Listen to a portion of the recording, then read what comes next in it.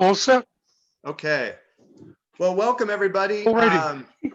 One sec, Dennis. Go I ahead. just wanted to welcome everybody and thank Dennis Dater from the Bay Area Seniors Computer Club for volunteering to teach this two-part introduction to spreadsheets. If you guys are interested in more, and if you registered for this one, you can use the same link next Friday for part 2. We're essentially going to continue wherever Dennis leaves off today, next Friday. And if you want to find out more about library events, you can go to coosbaylibrary.org and click on our events calendar. With that, I'm going to turn it over to Dennis. Thank you, Dennis. Okay, thank you. On the screen you're looking at, it has my email address in yellow. If you write that down and if you have a question after the presentation that doesn't get answered, or if you have some suggestions, I'm not showing an agenda, but you may have a particular question or a suggestion, send it to me and I'll take a look at it. I'll try and answer it next time. All right. And also So feel we're free going to to start put questions. in just a moment. Sorry, Dennis. Feel free to put questions in the chat box at the bottom, and I'll feed them to Dennis while he's going, or you can respectfully unmute and ask him while he's teaching. Sorry, Dennis. Yeah, it's fine. There is a slight delay here, so you may notice that my lips are moving and no sounds coming out. Okay, let me lay a little groundwork here. This is an introduction to spreadsheets, and I'm going to assume you've never seen a spreadsheet before. So if you have some experience, you're going to probably see things that you know all about. But I have to assume that some of the folks here are starting from ground zero. All right. A couple of things on spreadsheets. I'm using a version called Excel. It's the most popular version, and I'm using one called Excel 2016. You can also have free spreadsheets if you have some other operating system. You might have Apple. They have a couple different spreadsheets. There's a LibreOffice on the web, and go to Google because they offer a free spreadsheet either. OpenOffice has one, and Zoho Office has one. So you can find a lot of spreadsheets. You will find that each one's slightly different. So you may find a feature that is not on the particular one you're looking at, right? We're going to go as far as we can in the hour, or maybe a couple of minutes over an hour. And then we'll ask you to do something. If you have a spreadsheet, I would encourage you to play with it between the two meetings to reinforce what you see today and perhaps to come up with some questions for next time. Okay. Any questions before I actually begin? No? Okay.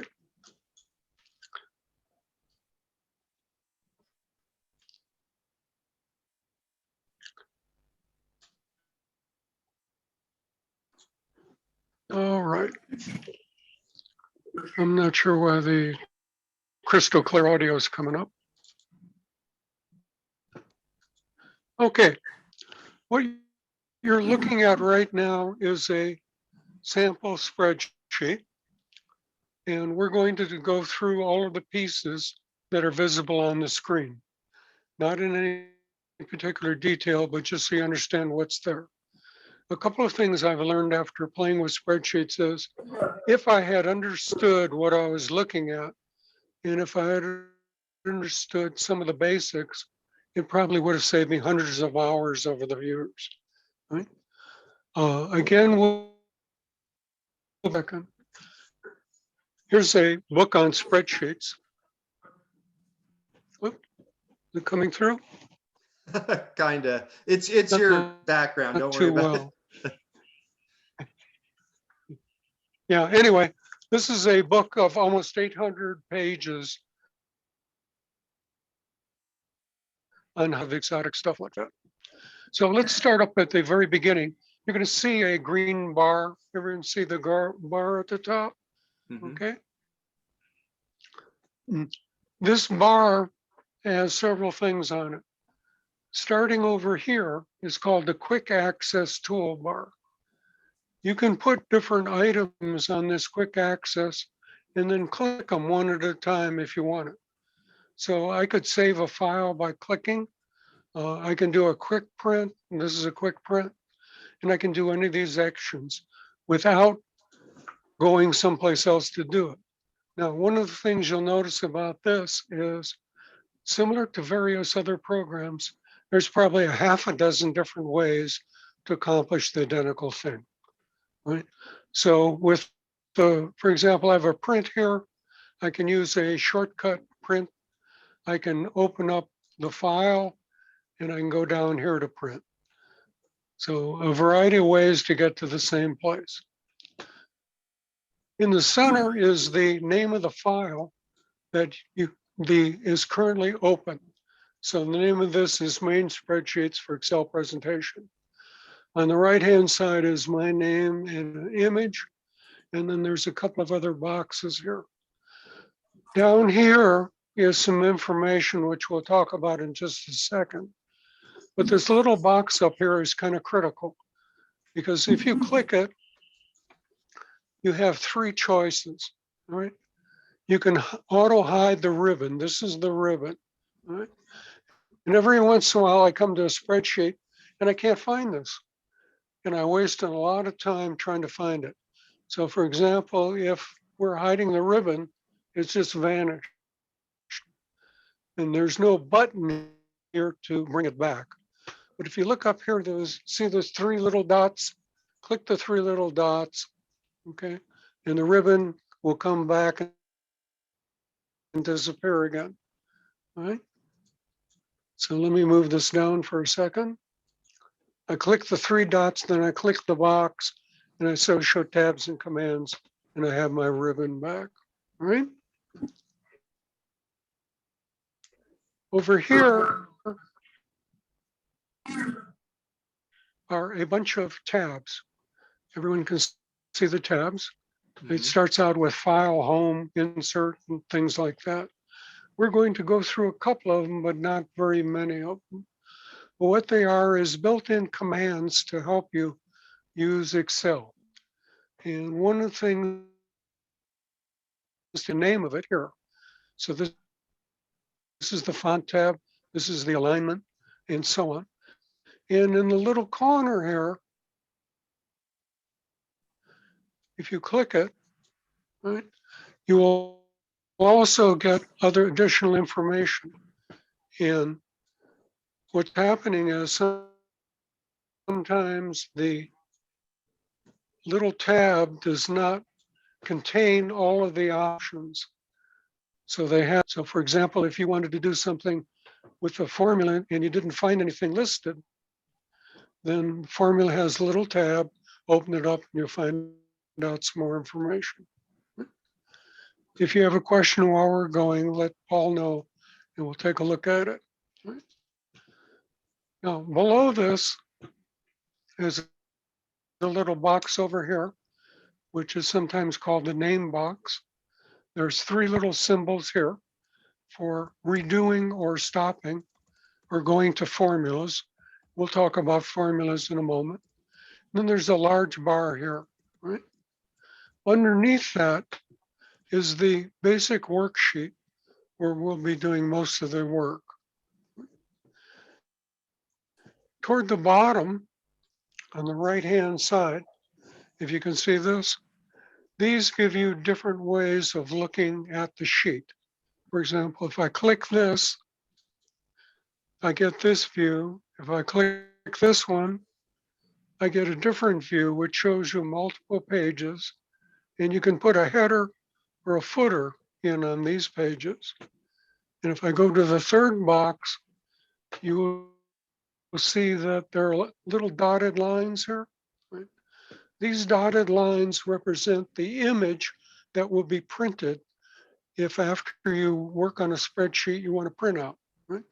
And you'll see these little tiny lines very faintly on the spreadsheet I'm using. One of the things that confuses people quite a bit is they're working on a spreadsheet and they print it out, and the printout doesn't look like anything they thought they were looking at. So if you see this fine little dotted line here, can everyone see that?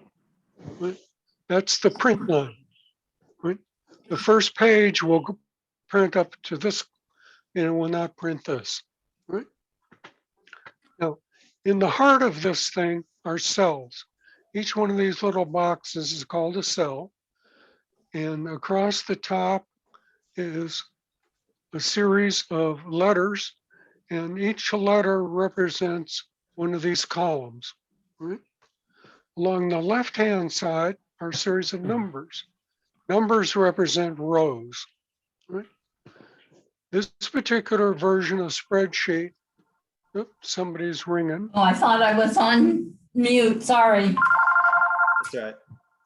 We're going to go ahead and mute Margaret for a moment here. Go ahead, Dennis. Okay.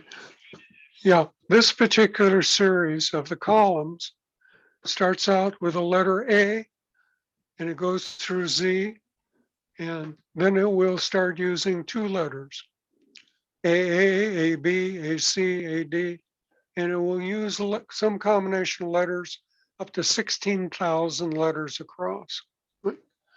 Coming down in the number series, it will number to over 1 million. So if any mathematic people are out there, you can try and figure out the total number of cells you have. Right? If that's not enough, down here, it says sheet 1. Everyone see that? Right? This sheet then contains 16,000 by a million. And if I want to break it up, I can open up a second sheet, which allows me to have a second spreadsheet. So while we talk about spreadsheets, what we're really talking about, and up here the name, this is the name of an Excel book. And in the Excel book, you can have multiple spreadsheets. I have some spreadsheets laid out here, which I use as examples as we go along. But coming back to this one, we're looking at a cell. And in a cell, you can have one of three things. You can have a number, you can have text, or you can have a formula. Right? So I can put a number in here. I can click another one and I can put in some text, or I can click another one and put in a formula. Every formula must begin with the equal sign. If there's no equal sign, it's not a formula. So I can put in a formula, for example, 5 plus 7. I will click enter and I get the answer 12. Okay. Does that make sense to everybody? Now, let me show you something that gets confusing to people. What you see here is the number 12. That is not what's in the cell.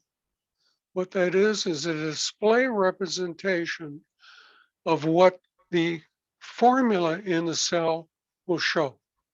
If I click the cell and I come up here to the formula bar, can everyone see equal 5 plus 7? Is that visible? Yeah, it's Oh. tiny, but we can kind of see it. Yeah. Yeah, I can blow this up. I can't blow this up. Right. But what's happening here is this is the formula that Excel works on. The results are shown down here in the spreadsheet. This is very confusing to people because when you look at numbers, you don't know if this is the number, here it's 1, 2, 3, or if this is the result of a formula. Right? A quick way to tell is if you double click it and it's a formula, it'll show you the formula. So I double click, left click, and it showed me the formula. It actually showed me the location, and we'll get there in just a second. Right? Now, we said we have the C column in the 7 row here. Now we go back up here to the name box, and it shows you where you are. So anytime you're anywhere in the spreadsheet, wherever the cell is that you're working on, its address, F5, F here, and 5 across will show there. Does that make sense to everybody? Okay. Mhm. Now, when spreadsheets came out, there were basically simple programs to add numbers. So numbering and using simple formulas are really the heart of the system. I'm going to come over here and we're going to talk a little bit about numbers and formulas. All right. Over here, I have a couple of numbers. I have some functions that you can use with numbers, and I have some results. So sitting over here in T3, everyone see the T in the 5, right? I'm going to take these numbers and I'm going to use these functions. So I can say, well, gee, I have a 3 here. So I'm going to put a 3. Oop, I just made a mistake. Anybody know what the mistake is? You didn't put the equal in. Excellent. So we'll put the equal 3, then I'm going to use a plus sign, and I'm going to say 5, and that's 8. Okay. And Dennis, can you remind us why the formula has to start with the equal sign? Excel must tell the difference whether you're putting in text, a pure number, or if you want a calculation made. And the equal sign tells them that it's a calculation or a formula. Right? Without it, it won't work. And let me show you something as long as you raise that. If I have a formula here, okay, and I say 5 plus 4 plus ABC, okay? And I get a name, right? This is an error message. And if you click the error message, you'll see a little box come up here. If you click that box, it says it's an invalid name error. And if you want help in the error, you click it, you'll get another screen here, which will help you figure out what the problem was, right? So if a name error is because there's a typo in the formula name, right?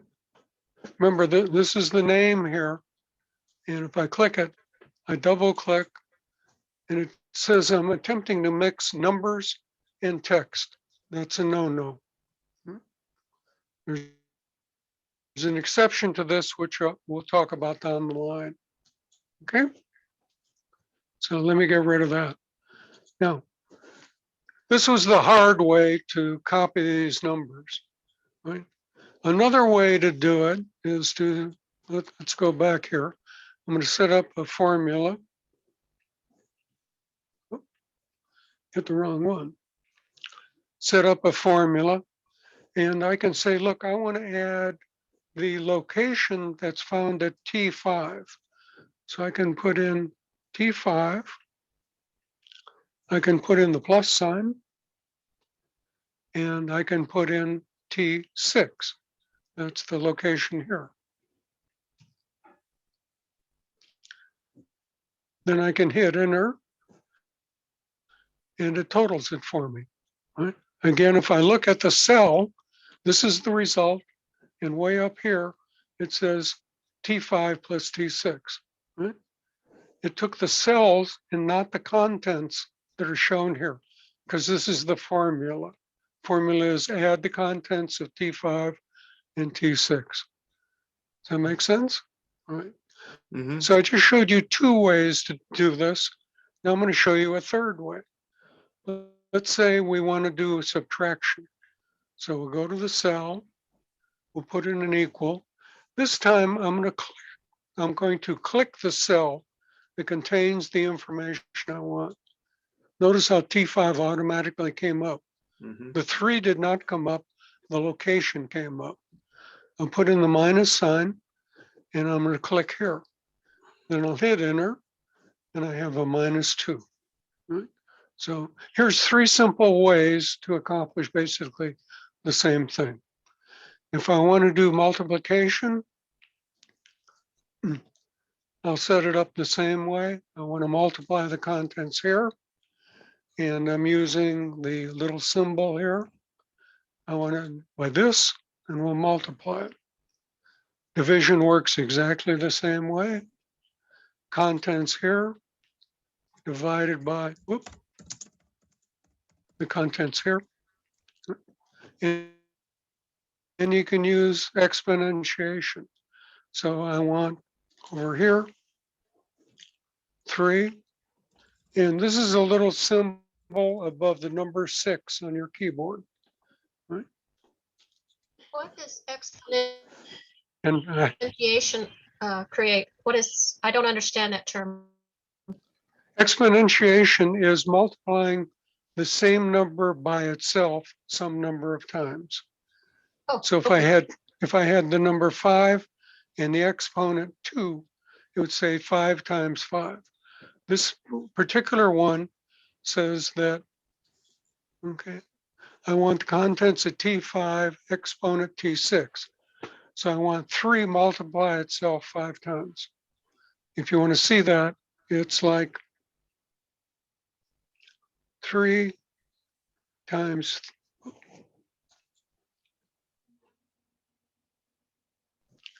no, it's not working. I think you had a Sorry, letter Greg. in there. Yeah, That is cool.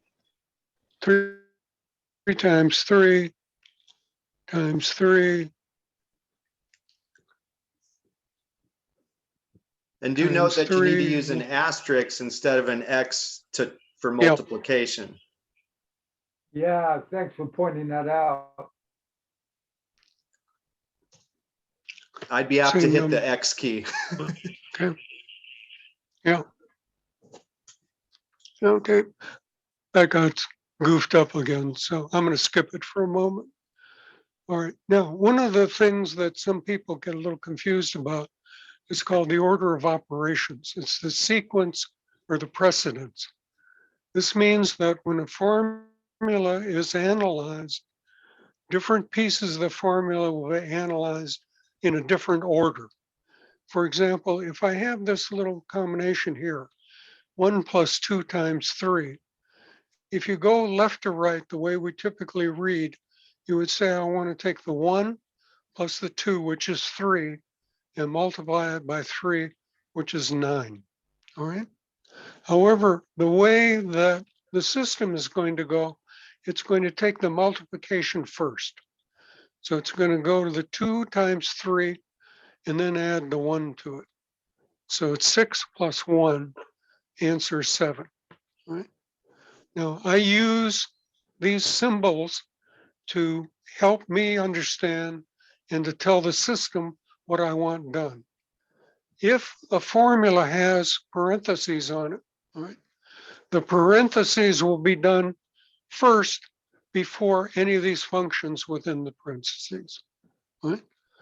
So in this one, as soon as Excel starts examining it, even if this was a multiplication, it would do this one first, then it would go outside the parentheses and work. Right? Now, most people don't encounter this, but every once in a while you're going to do something and you know the answer is wrong and you don't know why. Right? So here's the order. Parentheses first, then exponentiation, multiplication, division, Excel says doesn't make any difference. Addition, subtraction, doesn't make any difference which sequence. So this is a little complicated. Let me pause for a moment if there's any questions. Oh, I don't know if everybody What is got the- it or what is the, everybody's baffled. The little Go ahead, N Renee. symbol do? What does that Th- little N? This? No, down in your order of operations. The ampersand? Yeah, Oh, okay. I'm sorry. What happened was this little ampersand tells Excel that the information following is text. If I just started out here and I put in a plus sign, okay, it tries to take that as sometimes as a number and it gets confused. Right? +5, let's do something. plus. The problem here was I clicked this cell, so it took this value. Sure. Right. So notice what happened here. I put a +5 and an 8, and up here, it automatically put an equal sign in. So Excel is smarter than me. It knew I was building a formula, even though I didn't put an equal sign in. Let me do How that does that again. relate to the ampersand, Dennis? 3.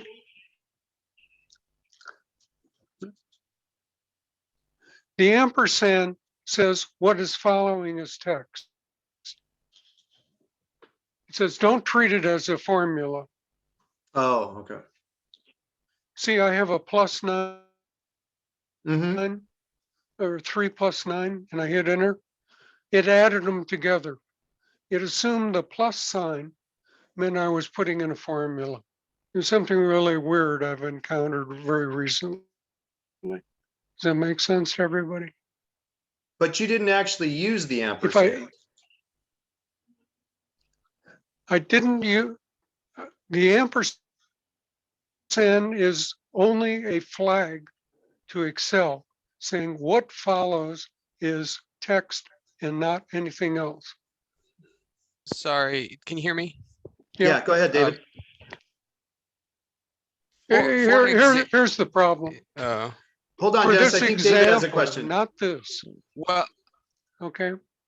I think a better way maybe to show, because I'm trying it in my own spreadsheet. I think like if you just put a plus and a minus and you didn't include your little I forget what that's called, the annotation mark as well as the ampersand. If you only put a plus and you only put a minus, Excel's going to tell you you can't only use equation related things. You need to have numbers with it or letters with it, but it won't let you do those alone. Correct. Let's step back for a second. What Okay. I'm attempting to do here is giving you a picture of what I want to do. I wanted to give you a picture of the plus sign and the minus sign. However, if I started out with a plus sign, it assumes I'm doing something different. I'm not okay. performing a function here. All I want to do is display this sequence. Here's a multiply and a divide. This is a plus and a minus, an addition and a subtraction. Right? This is just for an example to display something. It has nothing to do with calculating anything. Gotcha. Does that put it in a little better perspective? Okay. Let's continue then.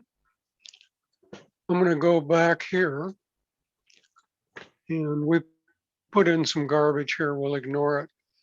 I'm bringing up a little sample. I have some items, candy, soda, hot dogs. I have some stuff over here. This is called the header. Items, amount, price, and total. If you look over here, you see that the word hot dogs is getting crunched a little bit, okay? Now, if I want to see the entire thing here, I can go up to this little bar. See the bar up here? Mm-hmm. And see the symbol that I'm using? I take that and I can slide it, and I've increased the size of the cell, right? For display purposes. As far as Excel is concerned, what's in the cell may or may not display the visible, right? But it would be up here in the formula. 55 characters, 100 characters, doesn't care. It's just that it doesn't fit in the standard size, right? Now, over here, I have the same problem with amount. Sometimes you can go up here and just double click and it'll open up the whole thing for you. So again, you have a choice. You can drag it or not. Notice something that's happening here. When I go up here, see how the cursor has changed? Mm-hmm. Went from a little white cross to a black one. Right? Is that visible for everybody? The size of the cursor and the way the cursor looks will give you different kinds of information as to what's going to happen. Right? Let me hold off on this for a second and just show you a trick here. Let's say that I'm putting in, I'll put in some months.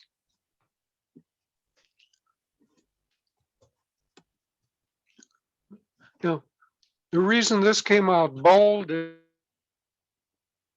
bold. I didn't say anything about here, all right? Now I'm going to go back up to February. Everyone see this little tiny black dot? That's a pull handle. Watch what happens when I start pulling. Oh, I didn't realize this for years, and I used to waste so much time on this without realizing that Excel is smarter than me.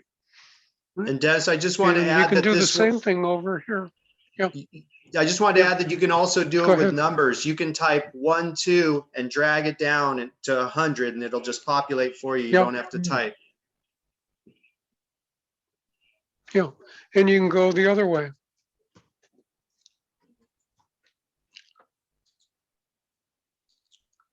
I have this little dot. Isn't that neat? Oh, how cool. Yeah.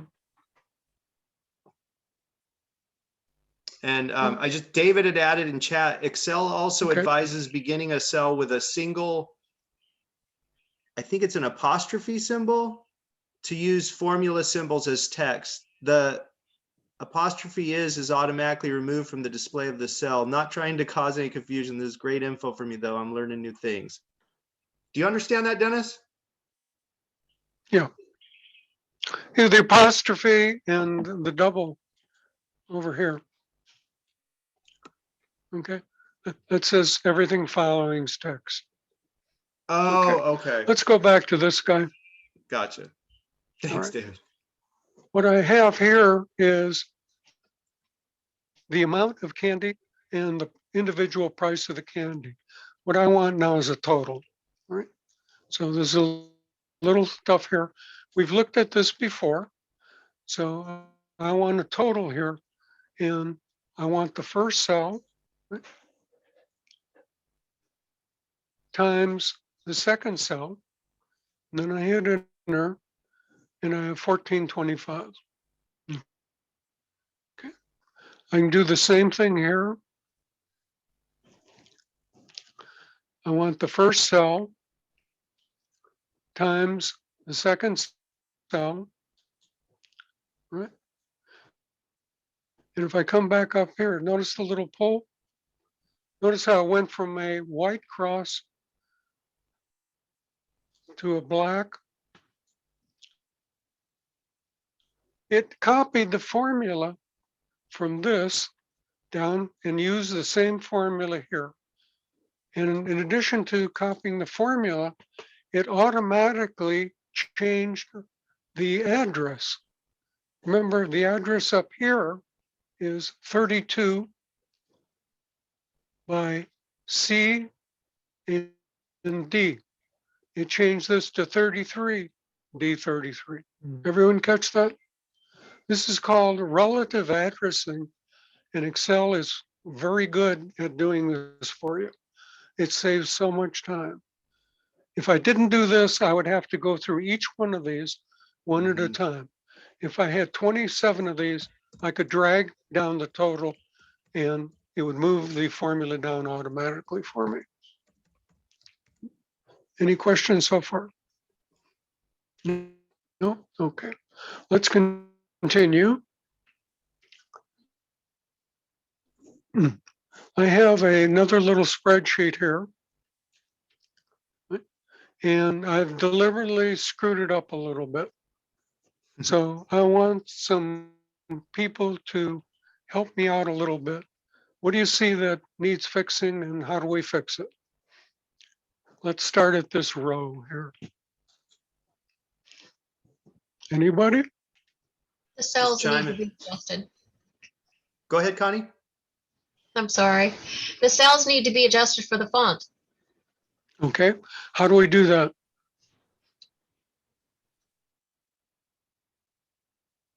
You go up and you would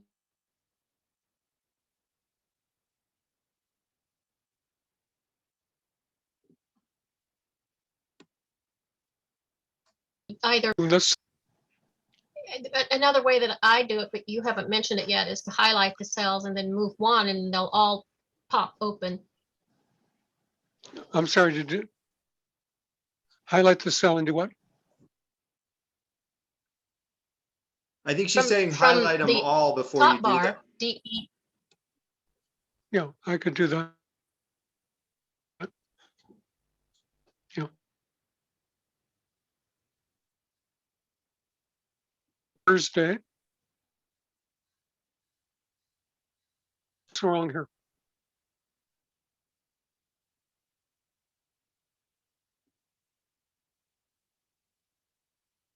What was that, Dennis? Correct. This is, I'm trying to put in Ruth and I said 4 rather than a number. Okay.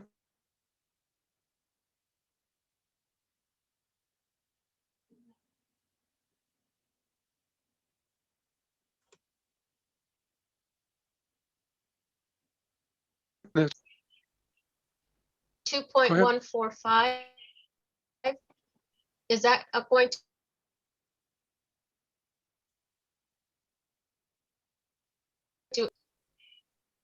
Oh, okay.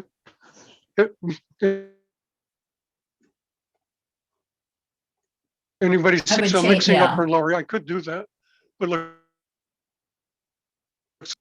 Now,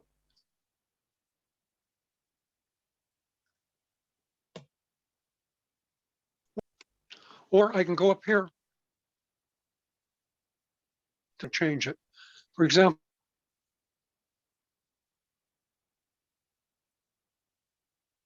put in the cap and I can do the same thing to the S and change it. All right. Now I'm leaving it here. I'm going to come down here and make the change in the box. All right. So again, multiple ways to accomplish the same thing. If you want to change the contents, you can actually go in the cell and manipulate it, or you can go up. Find the formula bar sometimes is much easier.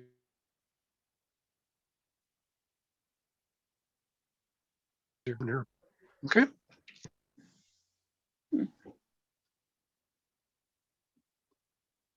Now, the question is some numbers with 1 digit, 2 digits, and 3 digits. Right? I can leave this alone if I want.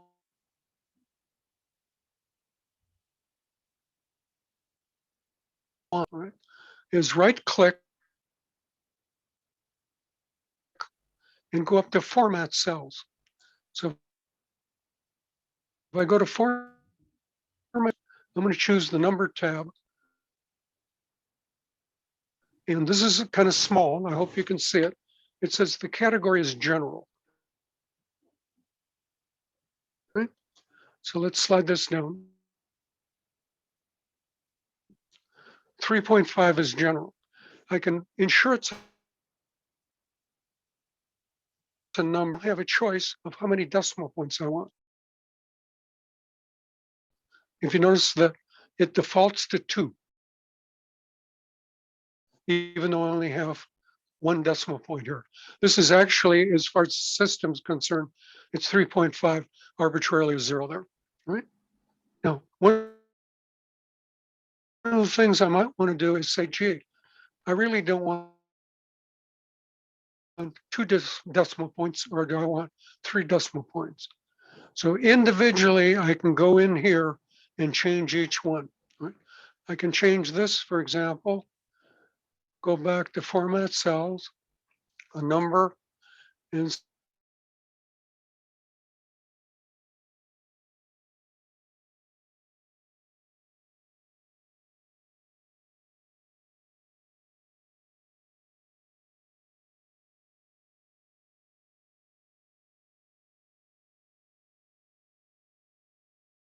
highlight all of these guys. and go down to format cells, number, and change this to 1 decimal and say, okay. And it's readjusted all of these and it ignored the text. Make sense to everybody? Mhm. I'm throwing a lot of stuff at you pretty fast. I just let me make this a little smaller, okay? Now, we want personal totals, right? And personal totals is going from line I, column J, right? If I click this, personal totals is in the first cell. It is not in the second cell. Right? It covers the second cell from a display, right? But if I click the second cell, it is empty, even though it looks like totals has been highlighted. So that's a caution. Down the line, when we have some time, I'll show you a couple ways to get around this. But I just want to alert you to the fact that everything is sitting in this cell, even though it is. So if I want to total this, I don't want to total it here. I want to total it over here. Does that make sense? Okay. So let's go. I want to run a total on here. I can do it the old way. I can come down here and say, I want this location plus this location plus this location plus this location, and then I hit enter and I get a total. Make sense? Okay. Now, I can do the same thing for this column, or I can come over here and I can drag it. Well, maybe I can't.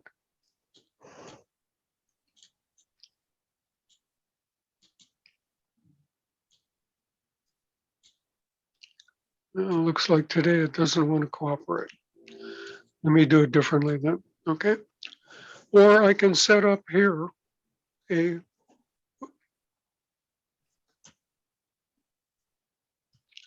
formula, right? What I just typed was accidentally clicking that.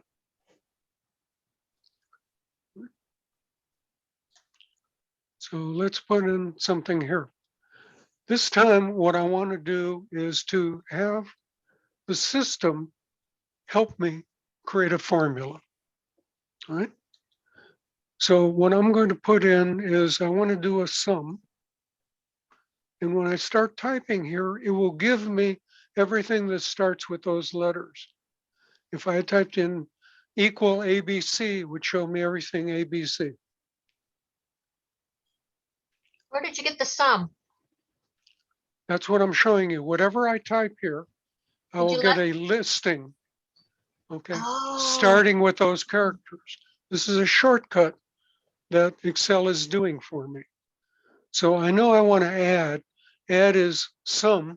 Mhm. Instead of saying addition in Excel, when you want to do an add, you can say it's called a sum. So I put in a sum, and I'm going to use my parentheses here, all right? Now, I can do this 2 different ways.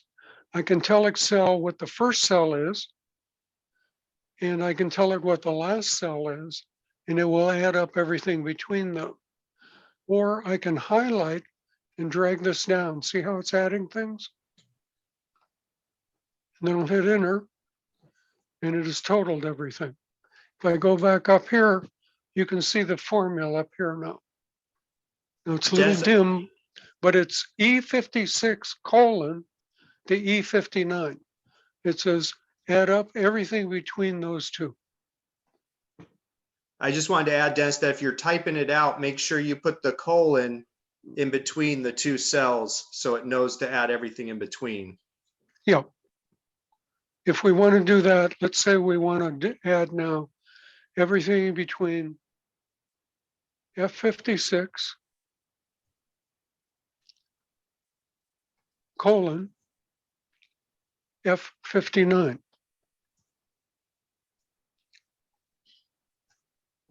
Right? Now I got a value.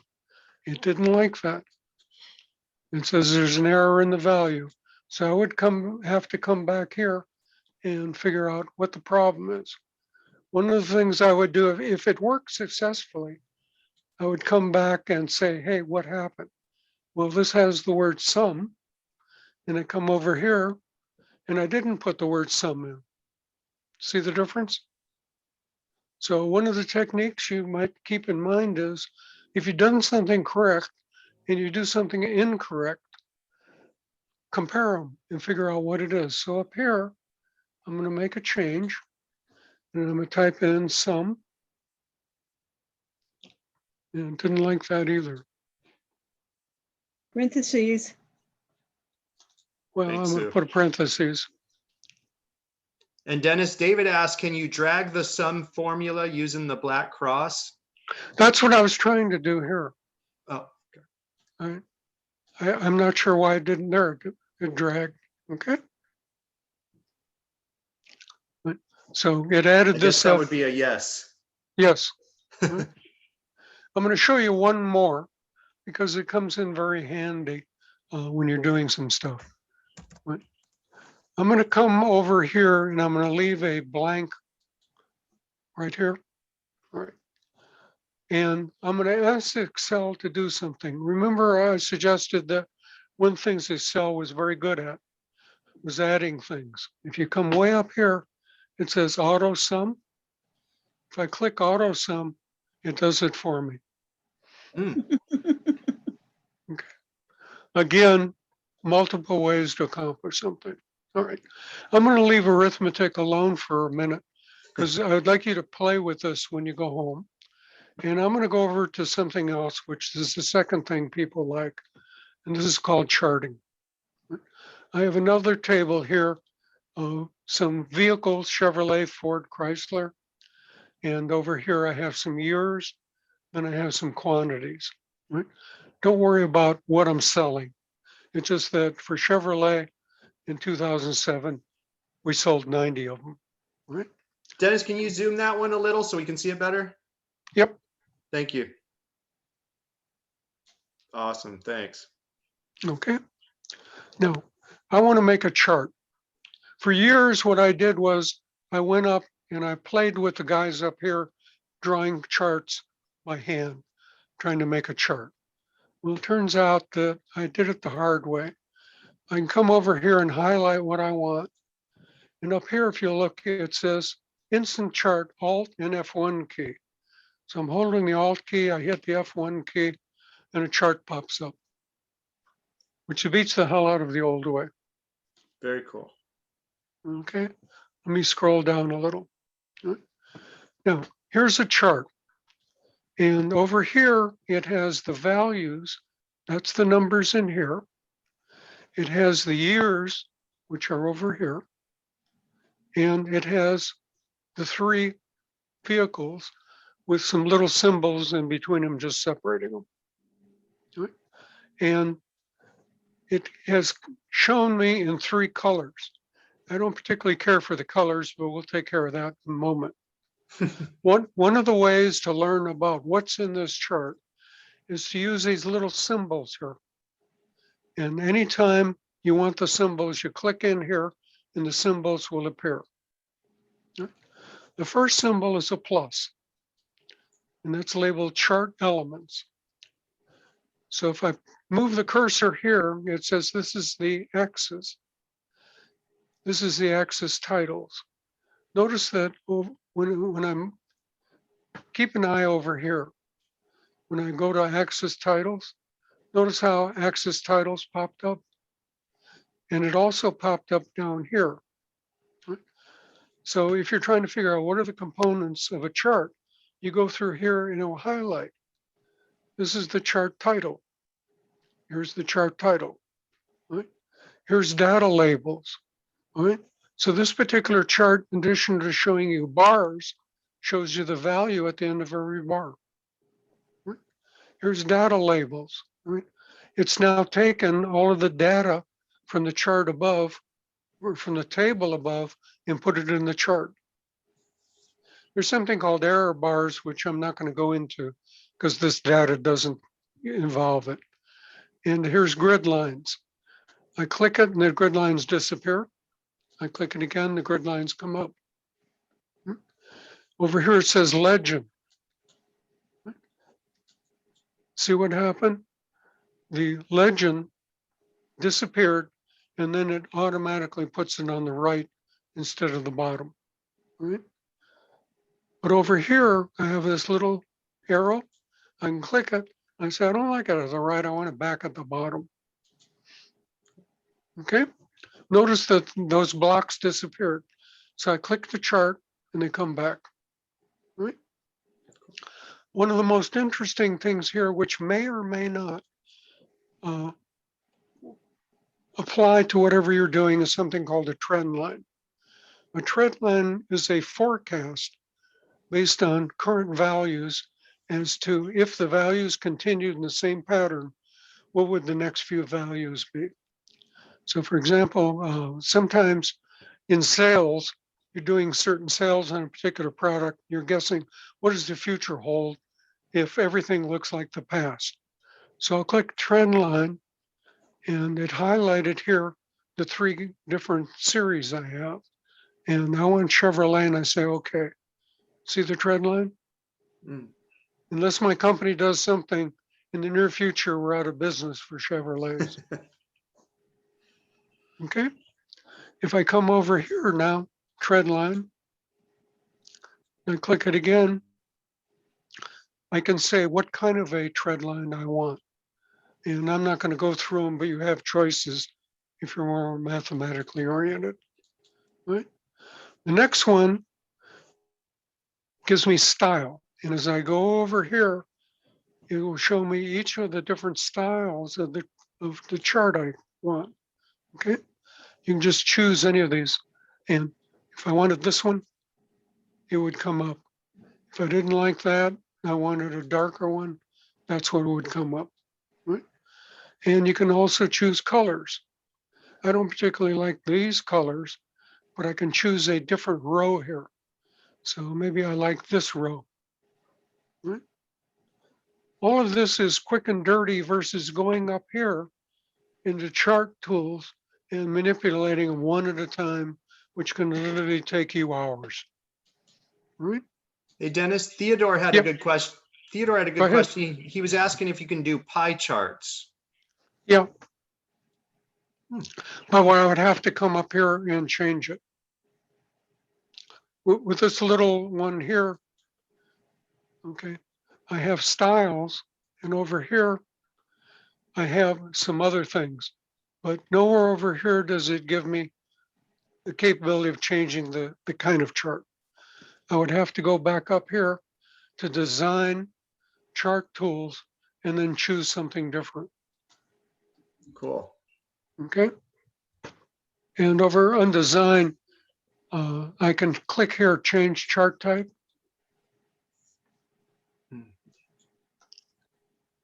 And I Oh, can there it set it is. up as a pie chart. Cool. Okay. Awesome. So you can start with a quick one, then you can come up here and make modifications to it. Right? The last item over here is the values and the categories. And what this allows you to do is to add them or subtract them. Like this has Chevrolet. I want Ford, but I have to come down to apply. This doesn't automatically change yet. I come down to apply and I get the Ford. Nice. Okay, all right. Now, from my standpoint, that's a hell of a lot of information in a fairly short time. Definitely. So let's stop now, and anybody wants to talk, let's open it up. Stunned. If anybody has any questions, feel free to unmute or throw them in chat. Yeah, I've got, can I talk? Yes. Yeah, I got a question. you know, sometimes you want to take, let's say you want to go to number A6, and you want to make that whole line all the way to K. You want to open it up so you could write text right across all of those cells and make it all one cell. How do you do that? Next time around, we'll take a look at that. Okay. Okay. Well, yeah.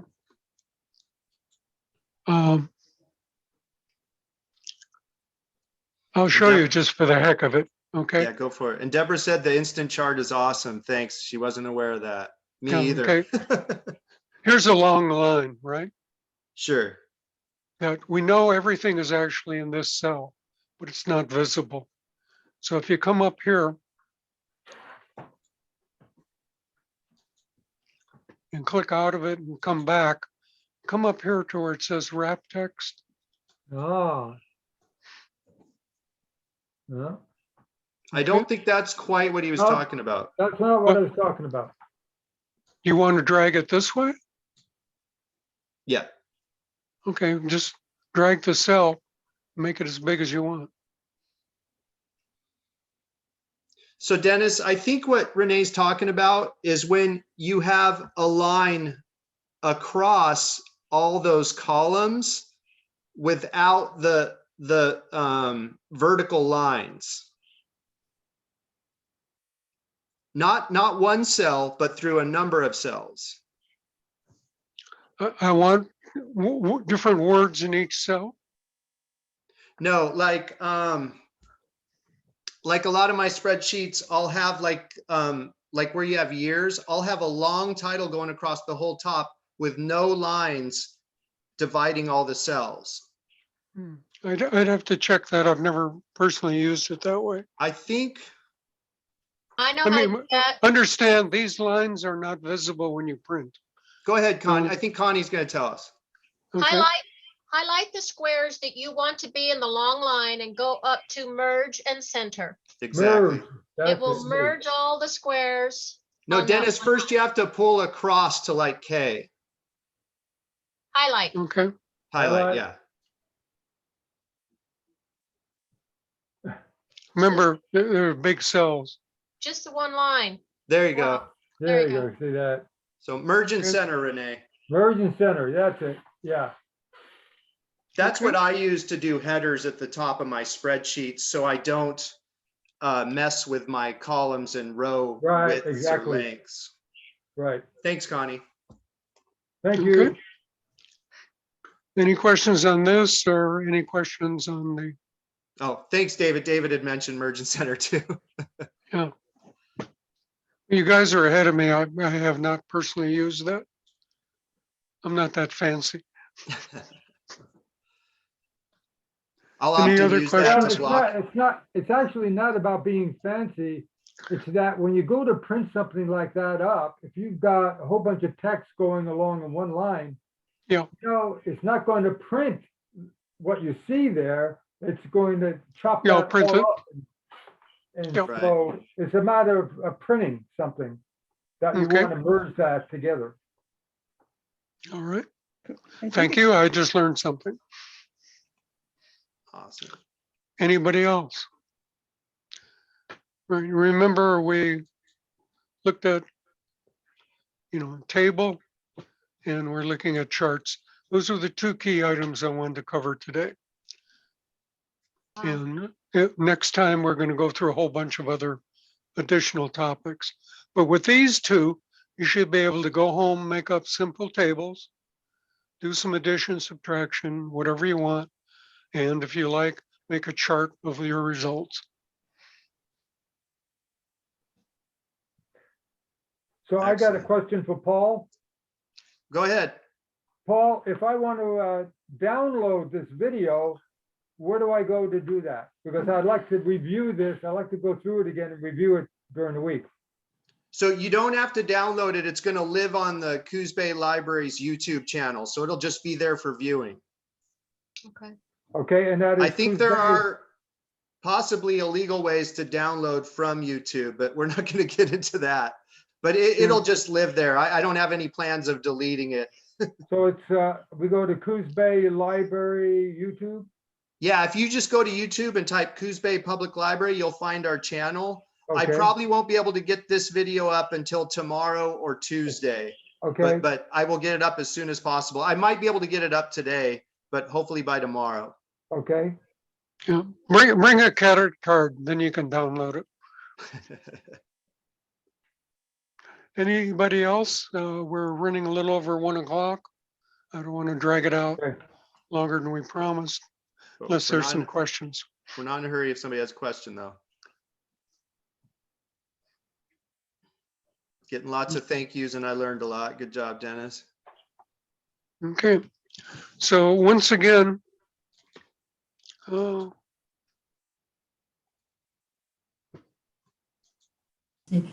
Where's that chat bar if I wanted to say something? Oh, so do you see the features at the bottom of Zoom, Margaret? Oh, yes. So chat should be right about in the middle. You see it? Yep, I see it. Thank you. Yeah, so you just click that chat bubble and then the chat box comes up and you can send a message either to everyone or you click the drop down arrow where it says everyone and pick an individual if you want to send a private message to somebody. Right, and I've done that before, but I thought that I was, maybe I didn't even realize, I don't know. I felt like it wasn't there. I felt like I couldn't find the option. Yeah. Yeah, like mine go away if after a little while, if I have to hover over the features at the bottom for them to reappear.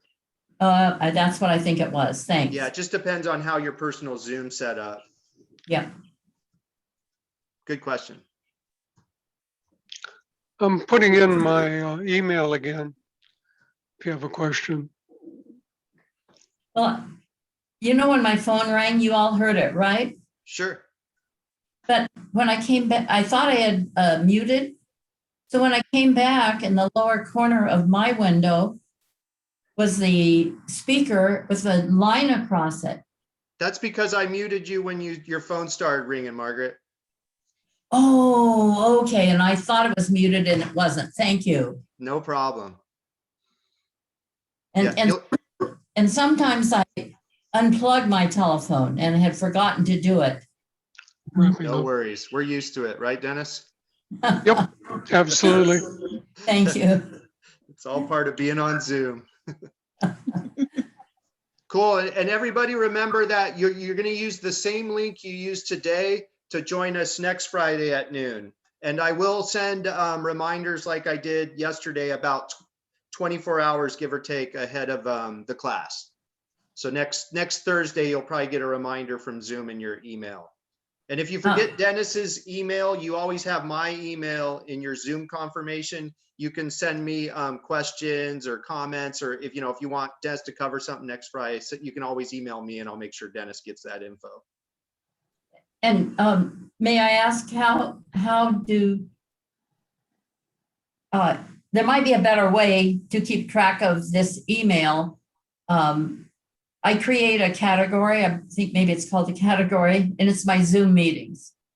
And I put it in, so I move that, I will be moving this email to that Zoom category. Is there an easier way to keep track of this particular email? Not necessarily. I mean, putting it in a specific folder is pretty good. I mean, that's pretty organized. So good on you for that. But also you will get a reminder, like I said, 24 hours ahead. Mm-hmm. So that one will be fresh in your inbox come next Thursday. Very good. Thank you so much. No problem. Thanks for coming.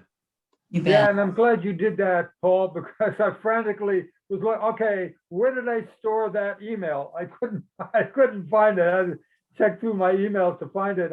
I know I threw it over to my desktop somewhere, but it got lost in my desktop.